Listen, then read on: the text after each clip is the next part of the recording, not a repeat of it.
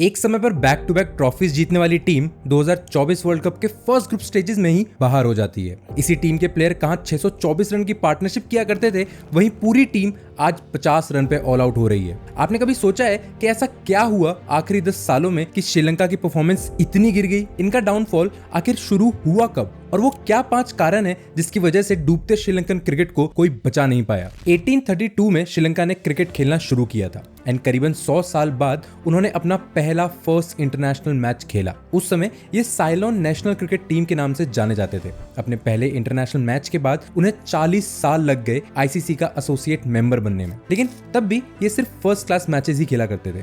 फिर 1972 में टीम का ऑफिशियली नाम श्रीलंका रखा गया और सिर्फ 3 साल बाद 1975 विश्व कप के दौरान उन्होंने अपना पहला ओडीआई मैच खेला, जिसकी मेजबानी करी थी अनुरा टेनेकन ने।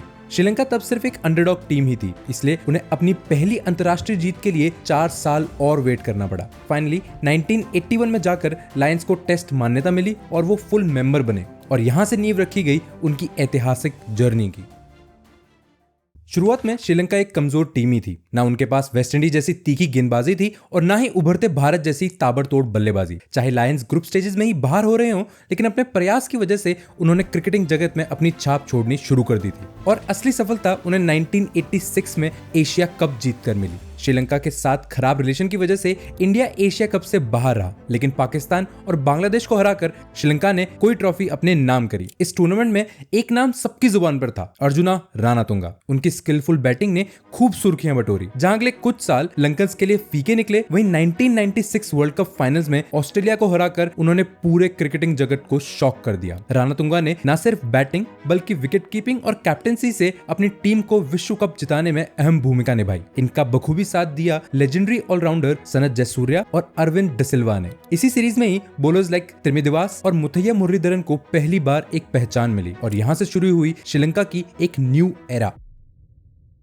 अगले 2 दशकों में श्रीलंका ने क्रिकेट जगत में अपना खौफ बनाना शुरू कर दिया था। इस चिंगारी को बढ़ावा दिया कई दिग्गज बल्लेबाजों ने, कुमार संगाकारा, मरवन अट्टपट्टू और Mahela Jayawardene. On the same line Rangana Herath, Lasith Malinga और तिलक रत्ने दिलशान ने श्रीलंका की बॉलिंग अटैक को खूब मजबूत किया। ये वो दौर था जब श्रीलंकन्स पहले 15वें ओवर तक fast paced and explosive batting किया करते थे, सो दैट कोई भी बॉलर प्रेशर ना बना पाए, much like what India does now. 1966 में श्रीलंका ने विश्व कप अपने नाम करा था। वहीं अगले ही साल अपनी डोमिनेंट परफॉर्मेंस के चलते उन्होंने एशिया में भी अपना लोहा मनवाया। फिर 2002 की चैंपियंस ट्रॉफी जीतने के बाद कोई इस टीम को अंडरडॉग नहीं कहता था, बल्कि श्रीलंका एशिया की सबसे डोमिनेंट साइड मानी जाने लगी थी, क्योंकि उन्होंने 2004 और 2008 का एशिया कप भी अपने नाम किया। और सिर्फ एशिया ही नहीं, विश्व कप 2007 में वो जीत के काफी करीब थे, लेकिन रिकी पॉन्टिंग की उस लेजेंडरी टीम ने श्रीलंका को फाइनल में 53 रन से हराकर चौथी बार वर्ल्ड कप ट्रॉफी अपने नाम की।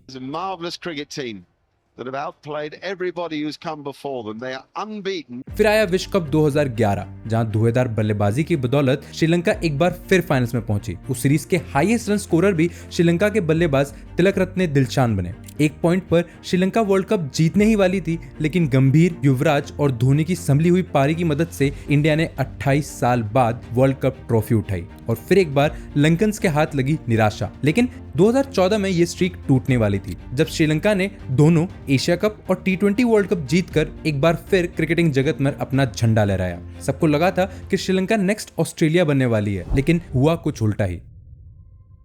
2014 से अभी तक श्रीलंका सिर्फ एक ट्रॉफी जीती है, जो आई 2022 एशिया कप के रूप में। 2015 में भी वो क्वार्टर फाइनल्स तो पहुंचे, लेकिन साउथ अफ्रीका की शानदार बल्लेबाजी के चलते श्रीलंका नॉकआउट मैचेस में ही बाहर हो गई। साथ ही लेजेंडरी संगाकारा और महिला ने भी इस एग्जिट के बाद अपना रिटायरमेंट अनाउंस किया। Can't ask for anything more than tough cricket when I'm leaving. Doesn't matter whether we lost today, we will try and beat you again in the next game. अब team Angelo Mathews and कुशल परेरा की निगरानी में थी। हालांकि ये छोटे नाम नहीं थे, लेकिन अंतर्राष्ट्रीय लेवल पर ये टीम को इतना सक्सेस नहीं दिला पाए। 2016 एशिया कप में हमें श्रीलंका की पहली हार दिखी, जहां ग्रुप स्टेजेस में ही वो कप से बाहर हो गए। यही सेम हुआ 2018 के एशिया कप और 2019 वर्ल्ड कप में। फिर 2022 एशिया कप में सबको हैरान करते हुए श्रीलंका ने एक दमदार परफॉर्मेंस दी और 23 रन से पाकिस्तान को हराकर 8 साल बाद एशिया कप उठाया। जहां एक तरफ लोग इस जीत की खुशी मना रहे थे, वहीं अगले 3 ट्रॉफीज में श्रीलंकन फैंस को सिर्फ निराशा ही मिली।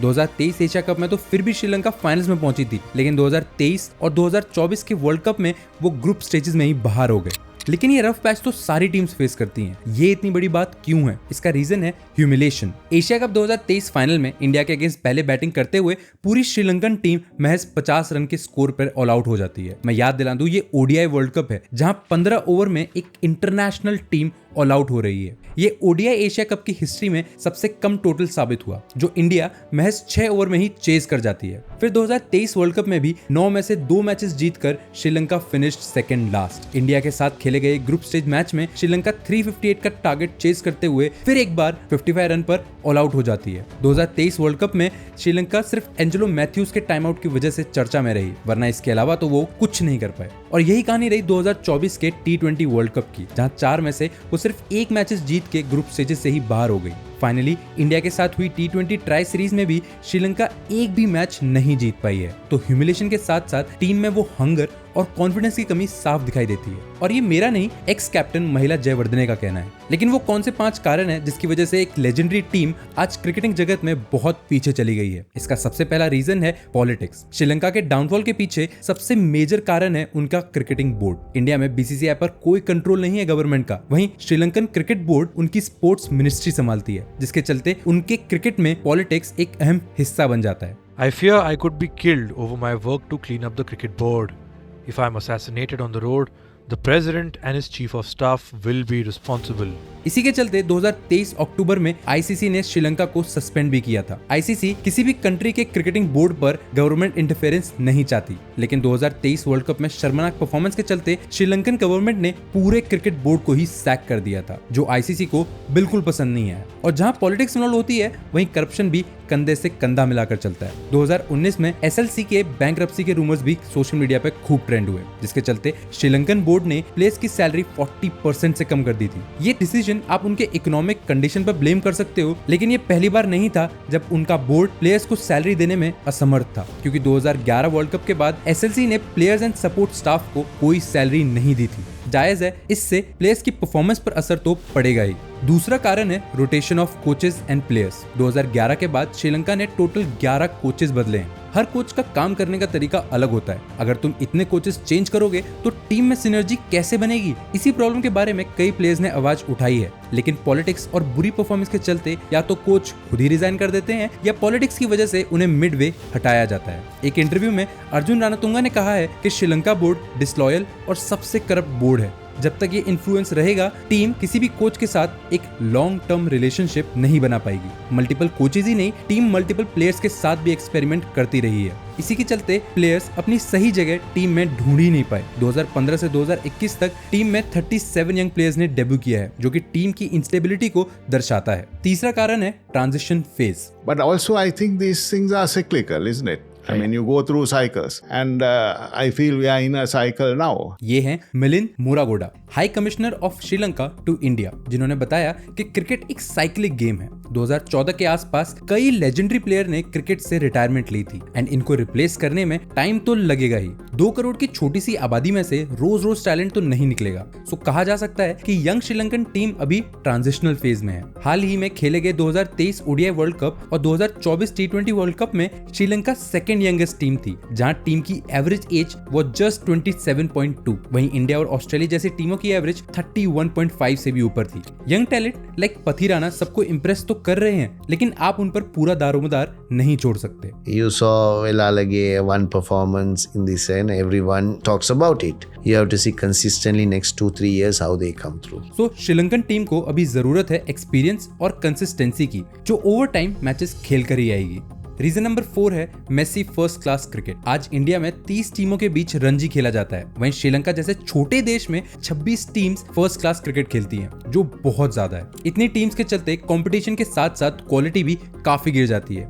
उसके ऊपर से ये मैचेस श्रीलंका में स्पिन डोमिनेंट पिचेस पर खेले जाते हैं, इसलिए श्रीलंकन बैट्समैन अंतरराष्ट्रीय स्तर पर पेस बॉलिंग के खिलाफ ज्यादा कुछ कर नहीं पाते, जो 2023 वर्ल्ड कप के इंडिया वर्सेस श्रीलंका के मैच में साफ दिखा। और आखिरी रीजन है कैप्टेंसी रोटेशन। 2011 वर्ल्ड कप के बाद श्रीलंका ने 12 न्यू ओडीआई कैप्टन ट्राई किए हैं, बाकी टीमों के कंपैरिजन में ये सबसे ज्यादा है। इसी को अगर हम उनके ग्लोरी डेज से कंपेयर करें तो जयसूर्या, अटपट्टू, महिला और संगकारा जैसे कैप्टन ने कई सालों तक टीम की मेजबानी करी थी, जिसकी वजह से टीम में वो सिनर्जी दिखी और श्रीलंका एक चैंपियन टीम बनी। और तो और संगकारा और दिलशान जैसे प्लेयर्स ने न सिर्फ अपनी कैप्टनसी बल्कि अपनी विस्फोटक बल्लेबाजी से भी टीम का मनोबल खूब बढ़ाया था। सो पॉलिटिक्स, एक्सपेरिमेंटेशन और लैक ऑफ टैलेंट की वजह से श्रीलंका का डाउनफॉल तय था। इन कारणों को श्रीलंकन बोर्ड भी भली भांति जानता है, इसीलिए उन्होंने सही दिशा में अब कदम उठाने भी शुरू कर दिए हैं। हाल ही में इंडिया के खिलाफ ओडीआई सीरीज में डोमिनेट करके श्रीलंका का मनोबल खूब बढ़ेगा। आशा करते हैं कि जल्द ही